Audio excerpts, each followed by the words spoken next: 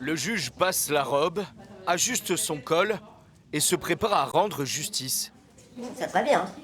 Autour de lui, le greffier, le procureur et le prévenu.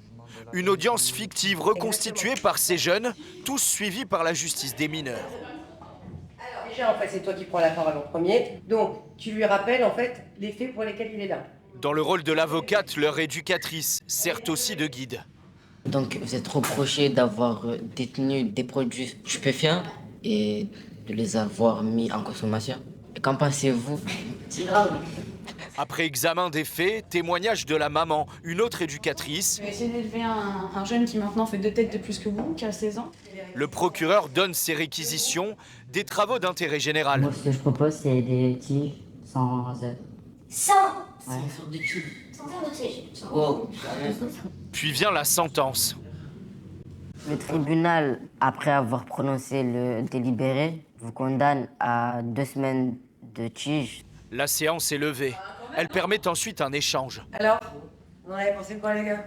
En vrai, c'est dur de dire ce qu'on a fait devant le public, devant le juge et tout.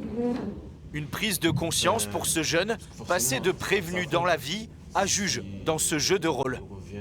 Ça m'a permis de me rendre compte que toute action illicite est jugée. Donc ça va me permettre de réfléchir avant d'agir. Plus encore, c'est aussi un moyen de comprendre le système judiciaire. Il y a beaucoup de jeunes qui sortent d'audience qui ne comprennent pas ce qui leur a été dit et qui, du coup, nous, on revient traduire ça en leur expliquant avec des termes beaucoup plus faciles, avec leur langage à eux. On s'adapte à eux beaucoup par rapport à ça, donc je trouve que le jeu de rôle, c'est aussi ça, une sorte de traduction. Des ateliers obligatoires décidés par le tribunal dans le cadre d'une alternative aux poursuites, après que ces jeunes mineurs ont commis un délit. Concrètement, pendant 6 mois, ils sont suivis par ces éducatrices. Leur comportement est observé. Range ton portable déjà. Et un bilan est adressé aux magistrats. Ce jour-là, ils sont 7 jeunes seulement.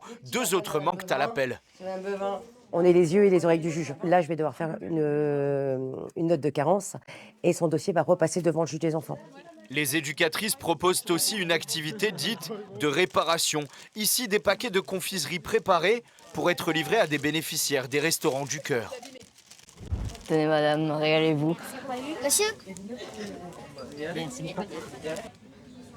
on est en mesure de réparation. Du coup, on fait ça pour se faire pardonner. D'accord. Une façon de se sentir valorisé. À ma conscience, j'ai aidé les gens, quoi. Donc ça me fait plaisir aussi. Les jeunes, on s'est sentis utiles malgré que qu'on est là, c'est à cause des bêtises, quoi.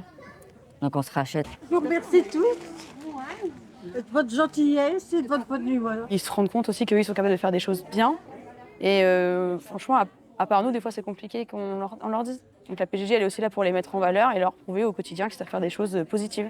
Et qu'ils ne sont pas déterminés parce qu'ils ont passé à l'acte à un moment donné, parce qu'ils ont fait à un moment donné. En 2024, ce service éducatif a permis de donner une seconde chance à 446 jeunes de Dunkerque et à plus de 14 000 autres partout dans la région.